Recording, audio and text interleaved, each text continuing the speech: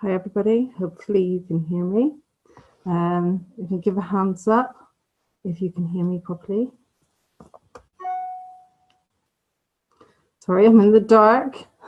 So, okay, that's fine. We are going to begin.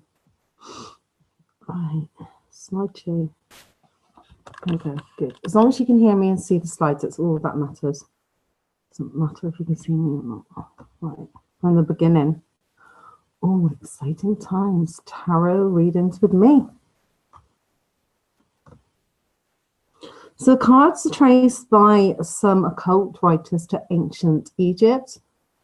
There's no documented evidence of such origins or the usage of tarot for divination before the 18th century, but some argue something like going way back. And also very popular in royalty as well. Okay, so the most important step you need to take before you even begin reading tarot cards is to search for a deck that is right for you. While most tarot readers rely on their intuition to conduct their readings, it is important at least that you do take a look at the guidebook that comes normally with most cards, and also buy a tarot journal, or you can get an app. It's useful for us to start off with a Rider-Waite deck if you're a beginner. Okay, so we're going to talk about the major arcana, which is the Triumph 22nd cards. They're numbered between 0 to 21. Each card trumps the one before. The minor arcana have 4 suits, and each contains card numbers 1 through to 10, and also their suits and their wand, cups, pentacles, gold swords, and court cards, and the page, knight, and queen. So they also come into suit. Okay, so you ask the cards, what lessons do I need to learn today? You shuffle the cards randomly and pick out a card, and then in your journal describe everything you see in that card. Now look at the card as a whole and write down any intuitive insights you have. So what is your lesson for today? Okay, so that's really good, just asking a question to yourself at first.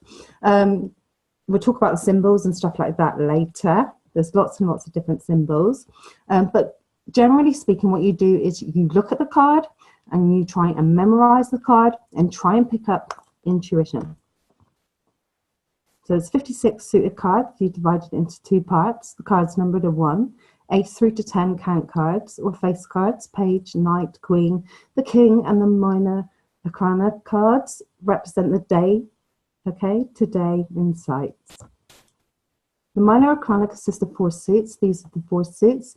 They correspond with different elements and are representative of different aspects of day-to-day life.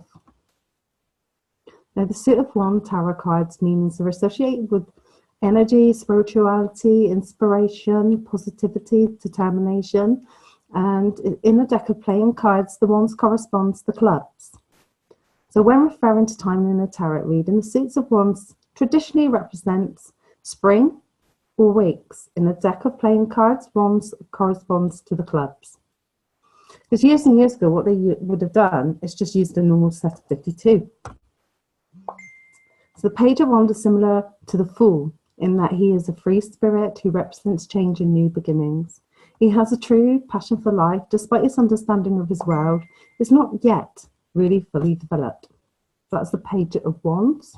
So this 10 of wands. This card appears to indicate someone who has just finished a harvest and is struggling to bring the fruition, so the fruit of his labors, to the local market. So it's a struggle in that card.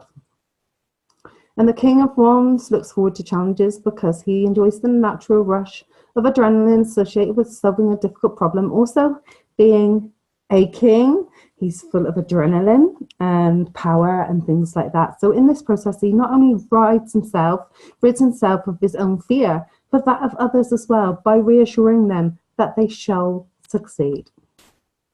The Ace of Wands is also an indicative of the time in your life where you have a breakthrough moment and feel very inspired and motivated about a particular idea or passion, and your eyes have been opened to a whole new world. Okay. The suit of the pentacle is also known as the coins of the discs. And it's representative of the elements of earth, the same as witchcraft really, in terms of all the elements, fire and things like that. The Suit of Pentacles, tarot meaning, cover material aspects of life, including work, business, trade and property, and money and other materials. The Page of Pentacles, like the pages of all the suits, is the card of new beginnings, of inspiration, and the initial stages of a creative project or venture. And the Ace of Pentacles, the landscape, is a rich garden with flowers, shrubs, flowing, and it initiates new beginnings. The Seventh Pentacle, showing that you have strong desire to invest in those things that you provide on a long-term basis. So you understand the value of putting in time and energy into your tasks. And the Knight of Pentacles works in a very mythological and rigorous manner.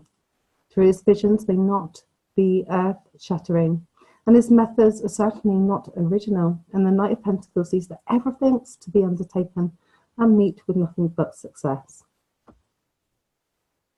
We're going to go on to the Suit of Swords, which is representative of the element of air. And the Suit of Swords tarot card meanings are associated with action, change, force, power, oppression, ambition, and things like that. The Five Swords are engaging in conflict or finding yourself disagreeing with others, leading to tension and hostility, despite thinking you have won. And the Four Swords, these are about recovery after the time of challenge, with the promise that once recovered, you can and will return to the challenge. The Ten Swords is often associated with feeling as the victim. So those that have, like, you know, oh gosh, you know, I'm feeling really down and stuff like that, and this is because of that, and then you sort of you self feel that you've been wronged. This is the card, the Ten Sword. So it's like backstabbing and things like that. The King of Swords is a symbol of intellectual power, authority, as it is, the king, and has the courage and intellect to accomplish all that he desires. He represents judgment, command, and rulership, and his character indicates the stern leadership of a judge, lawyer, or military commander whose emotions must be kept intact. And therefore, the King of Swords asks you to remain detached and objective in this specific situation. Now, Carl Jung, I don't know if anybody's heard of Carl Jung, but he was phenomenal, and he actually came up with the theory, the ego, the id, ego, superego, and all of that. Right, did this in psychology. And it's all to do with self-consciousness, and he had four inseparable functions, four different fundamental ways of perceiving and interpreting reality, and two ways of responding to that. And Jung divided people into thinking, feeling, sensation, and intuition types. So tarot is pretty much based on this. Also, Jung related closely to the tarot, including archetypes, the collective unconscious, the four functions of the mind, the development of psychology, theorized, and the ego goes through 9 stages of development, and most adults never make it past that. So basically, he had like an ideology that everybody could be perfect, but nobody would ever be perfect because they never reached the final stages of development. And here you go. So you have intuition, feeling, thinking, and sensation. And the cards are pretty much based on this. So all tarot cards, with the exception of the court cards, have an assigned number based on principle of numerology. And the first developed many years ago. And this provided information on what was going on in a reading, and also can alert us to particular changes. So each suit contains a card number, 1 ace to 10. And all the numbers are repetitive throughout the whole suits, and their meanings remain the same, coupled with the suits, the numbers to the key. So you can actually complement them, and you could combine your reading with the numbers and with the actual cards. So here are the number meanings. Number 1 is new beginning, opportunity, potential, inspiration. Number 2 is balance, duality, crossroads, choice, and partnership. 3 is about initial achievement, growth, and creativity. And 4 is about structure, foundation, and stability, and others. And 5 is instability, change, conflict, challenge. And 6 is communication problem, and solving, cooperation, and harmony, and adjustments. And 7 is about reflection, urban and assessment, and spirituality. And 8 is movement, action, change, and regeneration. And 9 is fruition and attainment. And 10 is completion of a cycle. So it's done, everything's done in a cycle. Combine the numbers with the suit. So for example, you have the Ace of Pentacles and 1, the new beginning of an opportunity. So the Pentacle will equal money, financial resources, career, Ace of Pentacles, and equals new opportunity to make money or begin a new career, because number 1 represents the beginning. So the 5 of Cups equals stability, instability, challenge, conflict and change, emotions, feelings, creativity. So the 5 of Cups equals emotions, loss, regret, despair and disappointment. So what it does is it corresponds with the numerology and actually also with the cards itself and whatever suit it is. The 2 of Swords is balance, duality, crossroads and choice. So the partnership sword equals the intellect, power and the rationality. 2 of Swords would be indecision. And all of this is going to be on easy class, so don't worry, you can read back. So meaning of numbers in the minor arcana, you don't need to memorize the 56 cards at all, the minor arcana. Indeed, remember the meaning of the 10 numbers. Know the characteristics of the 4 suits, and then you put them together. So it's quite easy. Sounds complicated, it's not. So you ask the cards a question. This is an exercise that I'll expect you to do in the messenger group. What I first want you to do is get a pack of cards and cleanse them and protect yourself and stuff like that. Open them up, sleep on them. So when you sleep on them, they become yours. You open them gently, you put them into like a purple velvet purse or something like this. Just look after them, get to know them first, okay? So you ask the cards a question, you separate the minor arcana cards, numbered 1 through to 10, and you shuffle them and randomly pick out a card. And then what does the number represent? So what is the characteristic of that suit? So put them together. And then what you do is you devise your own reading. Then the major arcana, the big cup, I call it, the 22 cards and the number 0 through to 21. And these are major life paths to spiritual awareness. All of the 78 tarots and meanings are relevant and necessary for a full understanding of the entire tarot system. However, the major arcana cards are the first keys to our initial understanding of tarot card meaning of the major arcana. I have put a link in there for you to help. Tarot cards is an aid in analytical psychology. Each card presents a different archetype, so the type of personal behavior, and they are categorized as Jung specified. And here they are. So you have the magician wizard, who is surpassing and plausible, and the high priestess, who's secret and hidden and influenced. The empress is gentle with power, and the emperor, supreme ruler, is irresistible power. And then we go on and on and on. You can read this, okay, because there's quite a few there. So there's all the meanings to the actual cards there, okay? These are the archetypes. And there you go. And there you go. So here, with the wands, clubs, and playing cards, the Greek element earth, its materialism is earth matters. The pentacles are diamonds and playing cards, and the Greek element air through things of the mind. And the cups, hearts, and playing cards, the Greek element of water, emotions, and how it feels. And then the swords are the spades and playing cards, and their Greek element is fire, action, force, and attention. So these are the meanings of the suits. And here we go. So this is the meaning: the star distance, the unreachable, the moon so is longing, the sun ability to triumph, and judgment to result in final outcomes. The world is opportunity, success at hand, and full innocence, carefree, and ignorance. The hermit is isolation, wheel of fortune is unpredictable, justice the rule of law, and the hanged man is sacrifice. Death is the grim reaper coming to an end. Now, people get really freaked out at that, like, grim reaper. No, okay, it could be the end of a cycle. I see it as the end of a cycle, the end of a road. It could be a good thing because everything has to come to an end for some reason or whatever, and it can be a lesson learned. And also, when you are doing tarot readings, remember free will. A lot of people go, right, that's your life. That's it. You're going to end. This relationship's going to end. It is why I'm teaching this. It's professionalizing tarot readings and saying no. Someone has free will. So when you're reading somebody, say, it is suggested that this could. Okay, it has a lot more meaning. You're actually putting emphasis on that person and giving them the life choices to make decisions for themselves, not to allow the card to tell somebody how to predict their future. It is wrong, and it's actually something that I really am passionate about, and why I didn't like tarots. Because not of the tarots itself, because the way that people are using it. And here are the meanings. The magician wizard is plausible, and high priestess secret, done that. Go the other way. There we go. So one, clubs and playing cards, the Greek element, earth, material, earthly matters, done that. So the meaning of the ace: drastic material change, ambition, obstinate, celebration, I'll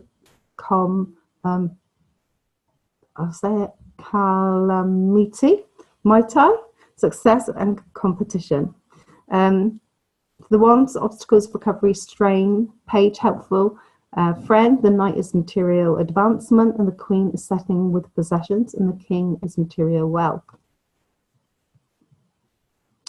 Ace, drastic change of thoughts, confusion, pondering, self-obsession, and generosity and contemplation. But bear in mind that some of them might sound quite negative. They're not negative if you put the right thought into it and present it correctly.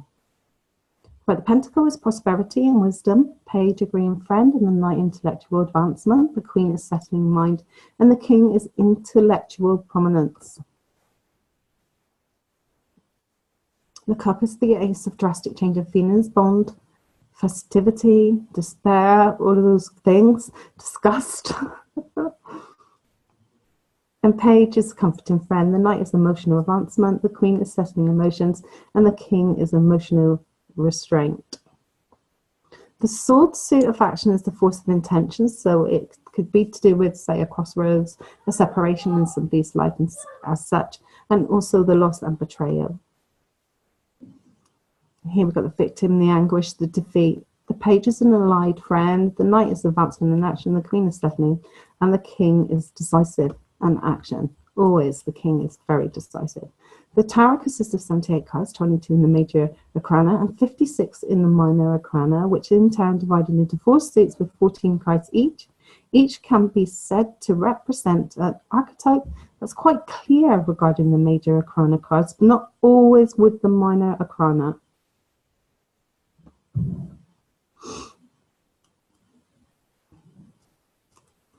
So understanding the general concept of development, you create your own story and use the cards in a sequence from 1 to 21 to walk the fool through the development stages. So the fool's journey. The empress takes the fool under her wing, and she feeds him, clothes him, encourages him to fulfill his life's destiny.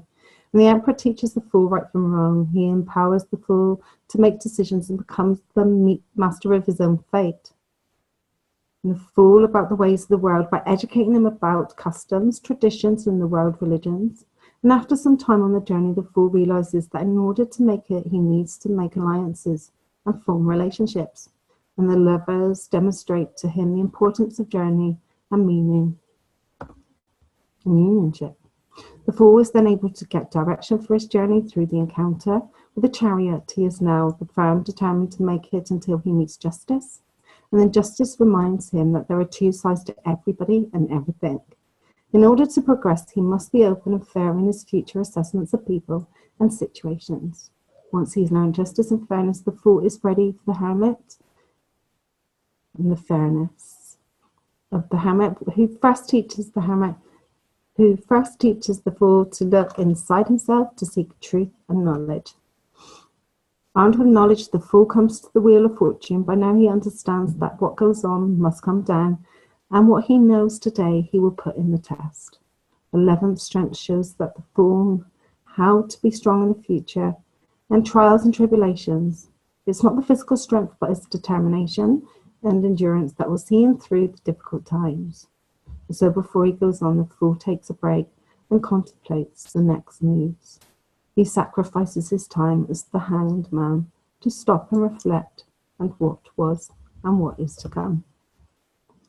But before he comes on, the fool must change. Death intercepts the journey so that he can regroup, regenerate, rejuvenate, and start anew. there is one more thing to needs to learn, to moderate and have moderation. So the Fool enlists the help of the Temperance to teach him how to find balance and harmony in everything he does. No sooner does he learn moderation that he put to the test the devil tempts the Fool with his own insecurities and self-doubt. They trap him.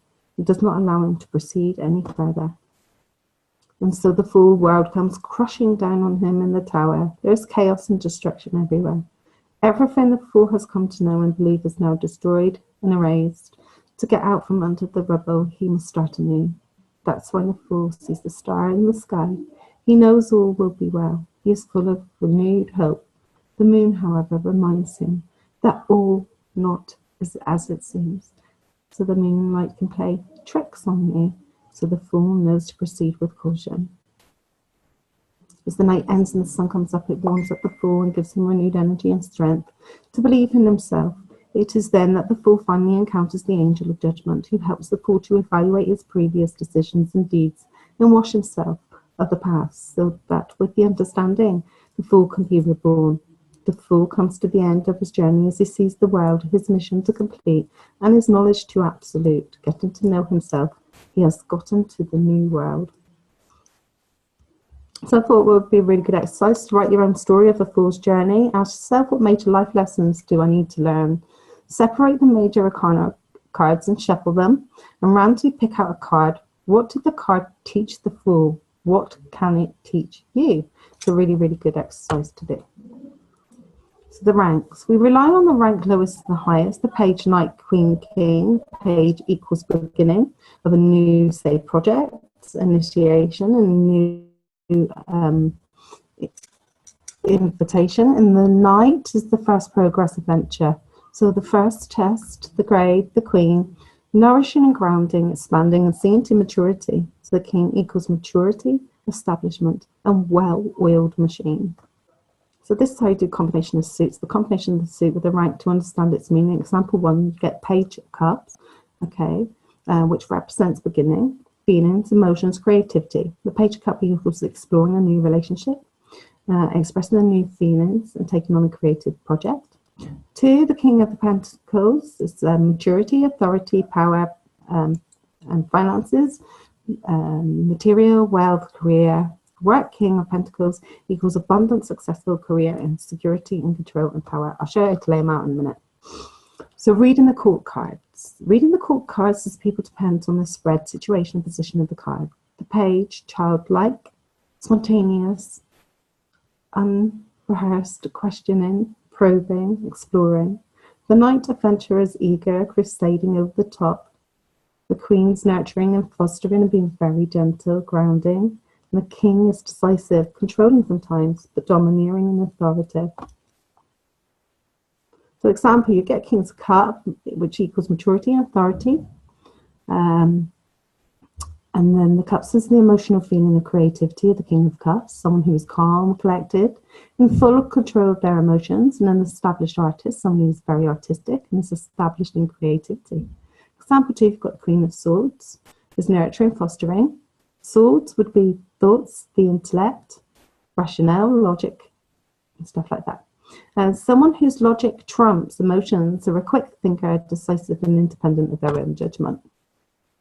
So examine the court cards. Pick 4 cards that closely resemble people that you know.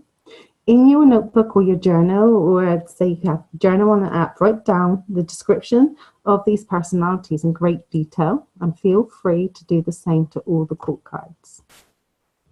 Symbolism can come in clouds, moods. With symbols, it's really, really important to actually feel them. We have symbols everywhere.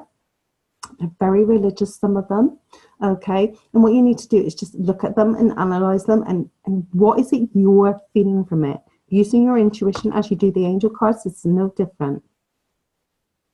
So to do a simple spread, you start simple, you get 1 card or 3 card spreads, okay? And you could do like a relationship spread.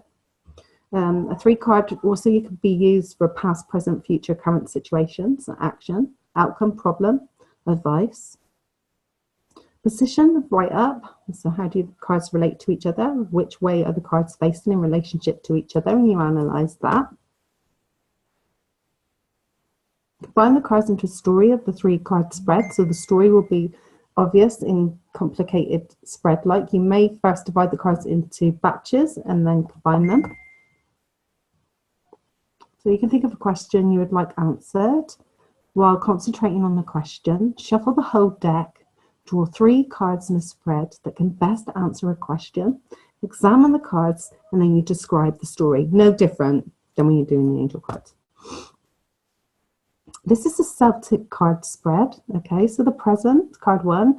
This card represents what's happening to the client in the present time, and it also reflects the client's state of mind, and this may be perceiving a situation.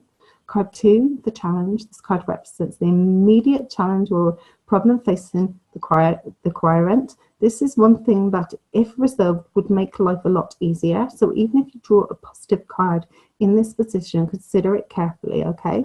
Card 3 is the past. This card represents events, and the card 4 is the future. And card 5, the card reflects aspirations, best outcomes. Card 6 reflects which is within the subconscious realm and delves much deeper into the core foundation of the situation.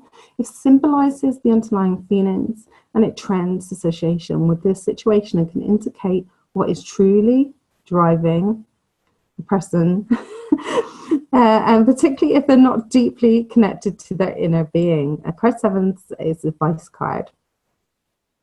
8 is the card highlights the people, energies and events and what will come. Okay, but like I said, be mindful of how you do it. Card 9 is hope and fear. So this perhaps is one of the most difficult positions to interpret, because you've got to keep in mind that hopes and fears are closely intertwined. Therefore, that what would so say somebody really wants to do something and then but they're not really sure about it.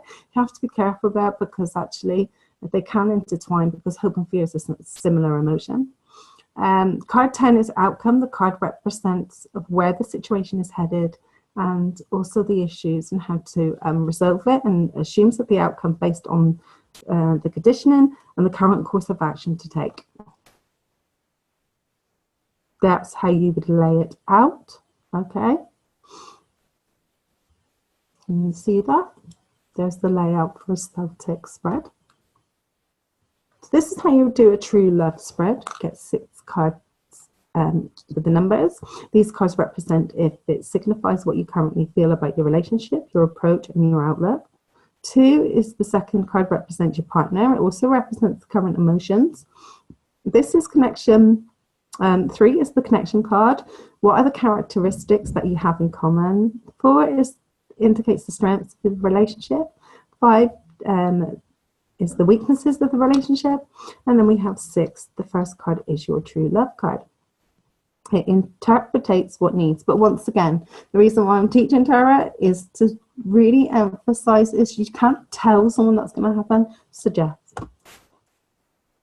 And there you go. That's how you do a 6-card layout. This is called a spiritual guidance spread. So this is your primary concern would be number 1. The number 2 is the card interpretates the motivation of the quest. Number 3 identifies the area in the life that you're anxious or disheartened about. And number 4 is the card signifies the events in your current situation. And then 5, the card advice card, it provides you with knowledge on what you should and shouldn't do. Number 6, the card will tell you the best way to proceed. Number 7 is the card that tells you how to move on. And number 8, finally, the card wraps it up. And that is how you do a spiritual card spread. All of this will be on Easy Class, so please don't fret, because it is a lot to take in. So career path reading, number 1, this card interprets the answer to the question. Is your current job your ideal job? 2, the card signifies what actions must be taken to further that career.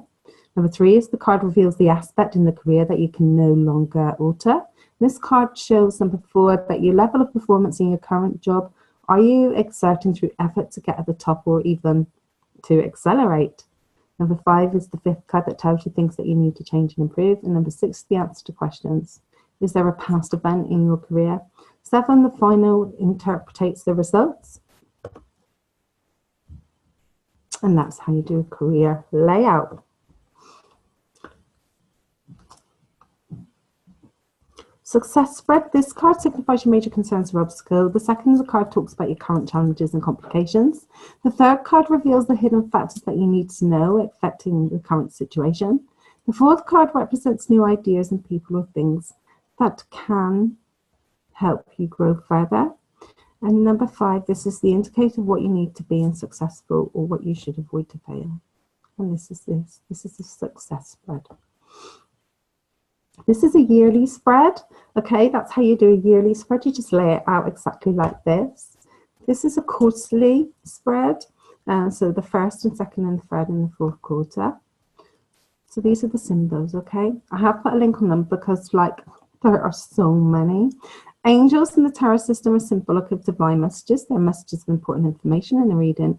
And their appearance indicates a message relating to the card. They may be coming for inspiration or divine intervention. Anak is symbolic meaning, deals with immortality and the balance. It's a common Egyptian symbol whose meaning is life. Geometrically,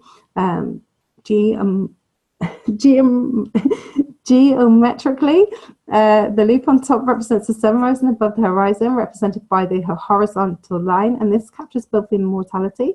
Okay, and I've got a link at the bottom there. The arcs are symbolic of openings, passageways, and initiations in the reading. The arc is a symbol of a new direction. And you can see at the bottom what I've done is put Emperor, Chariot, Death, Knight. So the armor is the symbolic meaning of the armor to deal with protection, preparation, and strength. Bench, the bench is symbolic. It's taking a moment to examine the details in the reading.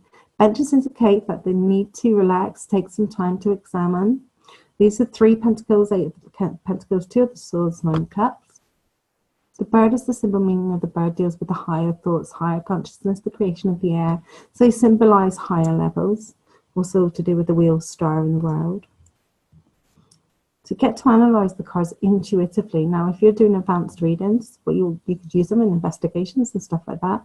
You can separate the major arcana cards from both decks and set out the cards in the major arcana from both decks in order side by side, and then you lay 2 fools next to each other, the 2 magicians, and so on. And when they have done this all, you sit back and take note in your mind of similarities and differences between the same cards on both decks. Once you've taken note of both, start to really concentrate on the differences between the same cards. And you can use your intuition. With anything spiritual, you should be using your intuition. So what I'm going to ask you to do is just get on with those exercises, get back into class and learn. I hope that's helped you. The information will be provided to you in PDF form, through presentation form, and what other students have done, they've actually taken the notes down, so you print out the notes and stuff like that, so that you've got the lines going across. But I think that's sufficient enough for you. A lot to learn, but first and foremost, you need to get the cards, feel them, use your protection, analyze them, and then play with them. And we're going to go into the classroom. I will teach you much more from there, but that's the theory base for now. This is your tarot card session finished. Thank you so much.